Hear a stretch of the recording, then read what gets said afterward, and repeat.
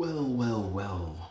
Welcome to the realm of Millenia. Be ye a man, a woman, a child, a spirit creature, or a demon. Be ye a native migrator, or maybe even an invader into the realm. Welcome, for I am your host, the Millennium Mailman here today. And I am bending my cuffs so I can do dishes. But, hey, this will be a Storytime Saturday video. Because I felt like sharing a story. But that aside, what inspired me was this, I was listening to music just a moment ago, and they said a line that kind of quoted what someone else said. So, it made me think of the quote, and I just wanted to share the story about it, since it came to mind. But yeah, quotes are kind of like a big thing. Some people I know who I've described my book to I described it to them as kind of like a first person perspective of a bunch of people having their hero moment in the novel. Because everyone's the hero in their own novel of life, right?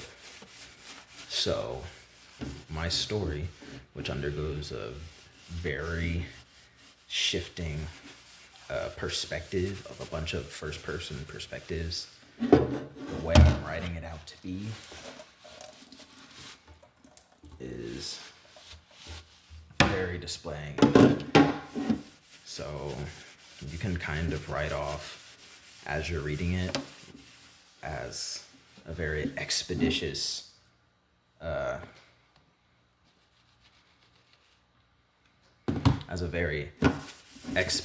process of each hero having their hero moment before moving on to the next. So every chapter is a separate story, continuing and compiling off the last one about how this new character is now displaying their own life and deeds of heroism up to when they ultimately get swapped with someone else. And every character, I try my darndest to give a little catchphrase or one-liner that best represents them during their chapters. Something of grave importance, right? Because everyone is a hero of their own novel, and every hero has some phrase or commentary that they're effectively known for, even after their departure, no matter how long they've lived or how short they lived. You end up being known for something specific or get known for literally nothing at all.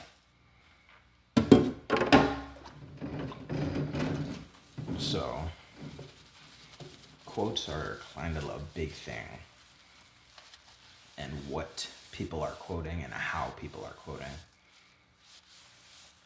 And I digress, but the story I wanted to share was kind of highlighted back in my mind into the fresh forefront of my mind because of a song I was listening to that kind of said some rendition of the quote. But anywho'sin, back in school, I was a part of the ROTC program, and I got a lot of quotes from the Army, dude. Like, quotes are so big to me.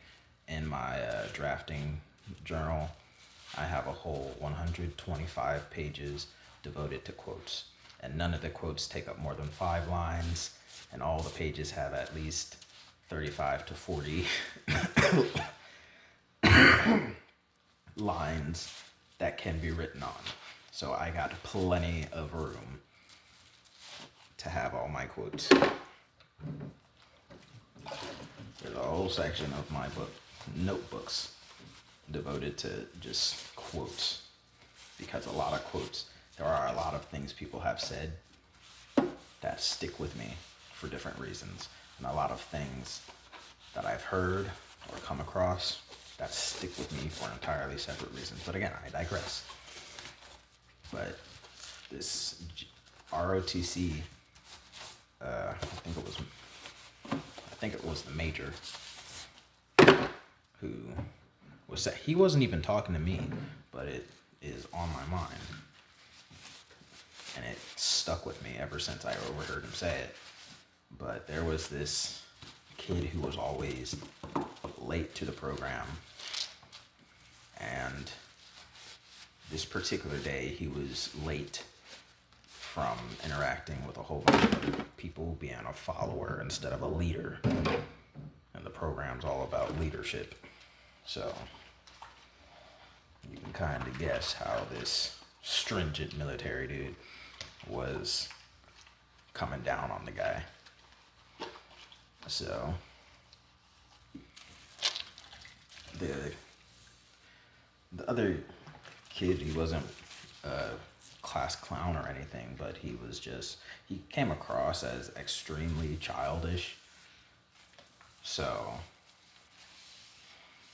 take that as you will. He came across childish because he would always act like a follower. So yeah, I'm not sure how much I can expound on that. He would just act like a follower in a program that was trying to push you to be more accountable and presentable as a leadership. Because leaders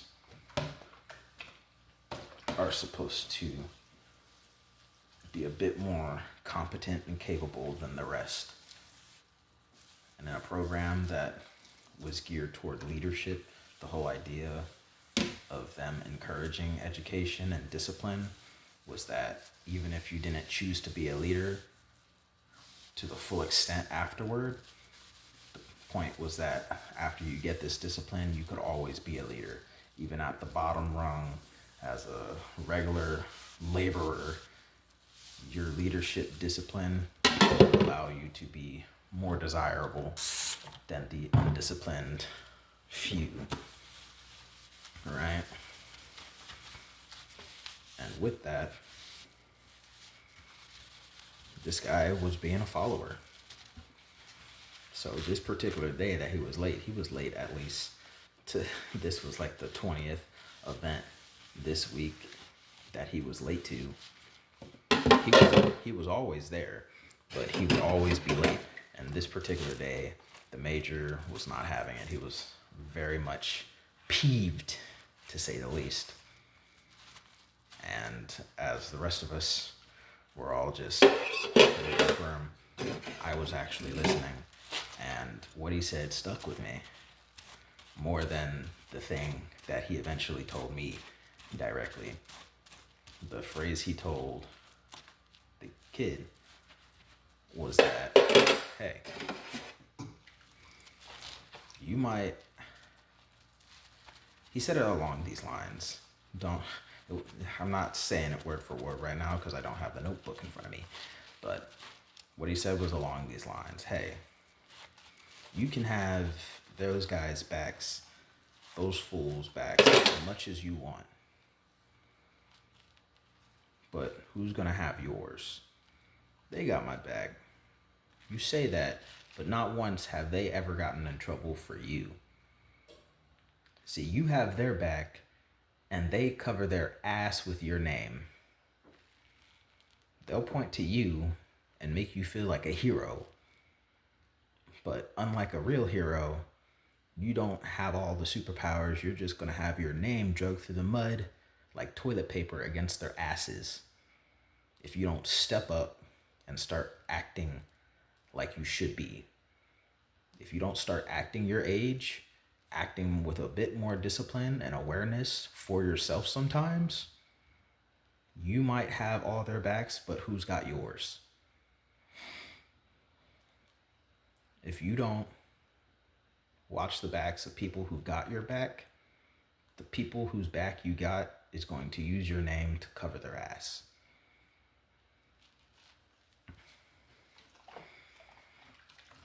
And that really stuck with me.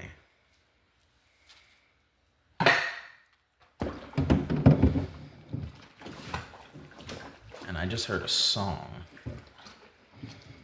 from a rapper. I think it's a new song. I didn't look at the date on when it was uploaded or anything, but I think the song title was Hometown Hero by Oble, O-B-L-E. I think there was an accent on one of the letters. O-B-L-E, Oble, Oble. And I think it was like the midway through the first verse where he references himself as being a hero to all his buddies and likens the fact that he at some point had people's backs, but no one had his. And that really was like pushing back memories for me. Like, I remember that quote. I remember it well. And it has always stuck with me, either at the forefront of my mind or passively when I was doing things. Like, I might have your back, but if I'm not, but I can't have 1000% faith in someone until I know they actually have my back. If I got your back, you gotta have my back. Like, back to back, I have yours, you have mine. And if I don't know that you have mine, I shouldn't be putting as much faith and trust in a person as I am or as I was. Because as he said, it's true. If the people who I'm covering for, if the people whose back I got don't have my back, those very people who refuse to have my back when I take care of them, they're eventually just going to use me to wipe their ass. They're going to cover their bases with my name and smudge and smear it. Disgusting. Because people can be disgusting creatures sometimes. Some people are disgusting human beings, and you just can't understand why. The whole reason why is that they never cared for you. You cared more. And it's exceptionally proven so. If you don't understand why someone's treating you so down bad and dirty, it's probably because you got their back and they never once considered having yours. There was never that understanding or shared connection. Yeah, they gave you that dopamine hit, they gave you that sense of belonging, but they never intended to do more than that lip service that got you hooked. Because even that lip service was unintentional. You got hooked on the lip service that never followed through with anything. And now here you are, sad, mad, or whatever. And the biggest problem with that is the fact that, hey man, they still won't ever have your back. Just because you might risk your life for someone, but they never even really considered having your back. So,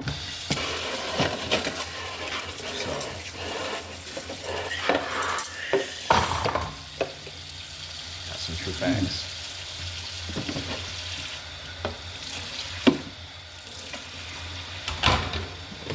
So I heard that in a song. I know I'm misquoting the song right now. It's the first time I heard it. I'm gonna definitely listen to it one more time at least. So, Oble, O-B-L-E, and the song title, I believe it's Hometown Hero. If it's not that, I don't know. I have no idea. But Pretty sure the song was called titled Hometown Hero. First listen through, it was pretty good. It was really good. But there's definitely a thing or two I missed. So I'm not going to fully endorse that song until I listen to it again. Hometown Hero by Oakley something. I don't know the second name. Oakley. I do apologize if I'm butchering your name and you see this video. But yes, that has been my little story time in relation to the quote. Who's gonna have your back when you are covering everyone else's? Who's gonna have your back is the takeaway. Who's gonna have your back when you're covering everyone else's? When you cover everyone's back and no one's got yours, those same people are bound to wipe their butt with your name. Your reputation. They're gonna drag you through the mud. Maybe not literally, but figuratively, you're gonna feel undervalued. You're gonna feel used because you did something. And there was this false expectation that they'd do the same for you. And they never really ever considered that to be natural. Who's gonna cover your back? You gotta start taking accountability and being self-disciplined for yourself sometimes. Because when you cover everyone's back, the likelihood that many people are covering yours is not very high. You gotta be some level of godly for even half as many people as you go out of your way to cover for. If they got your back, if half the people you cover for got your back, you are God tier. Because no matter how big of a person you are, no more than 3 people can literally cover your back.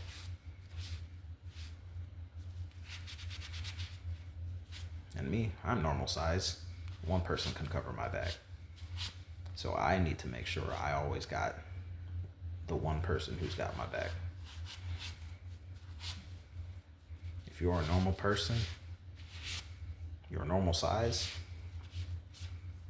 no more than 2 people can quite literally have your back at a time. So you got to manage your time and have those guys back instead of overexerting yourself, putting yourself out there in a million different directions. No one's saying you got to put all your eggs in one basket, the picnic basket, but we are saying you got to pay more attention to who exactly you're giving all your coverage to.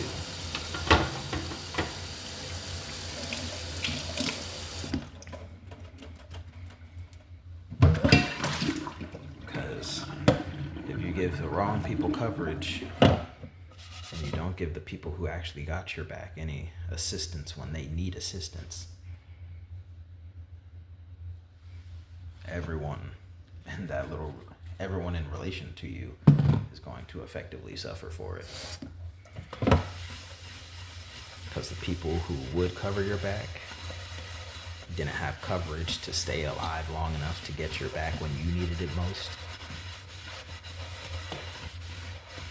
And it's just going to be down that perpetual cycle of the people you actually needed not being able to because you didn't help them when they needed you. You were too busy covering for everybody, trying to be Superman. Just to realize later on, you're Spider-Man, a neighborhood Spider-Man who gets beat up on the daily, despite no matter how good you are, no matter how great you're being, no matter how prim and proper and smart and competent and capable you are, you end up somehow down in the dirt, needing to make yourself happy and needing to talk to yourself and make jokes because no one actually got you the way you got everybody.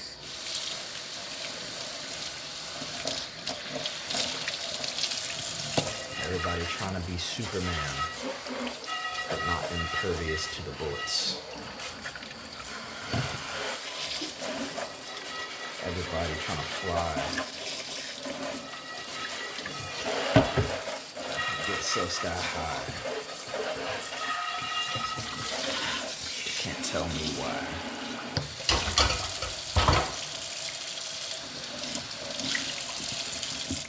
What? Tell me why Superman's the best, but I've never seen that guy.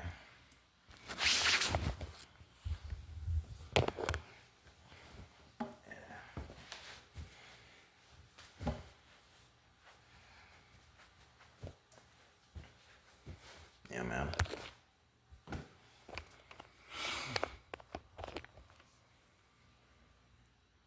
That's my story time quote of the bit day, I guess. That's the whole story as to why it stuck with me, why that quote is significant. As always, I digressed a lot.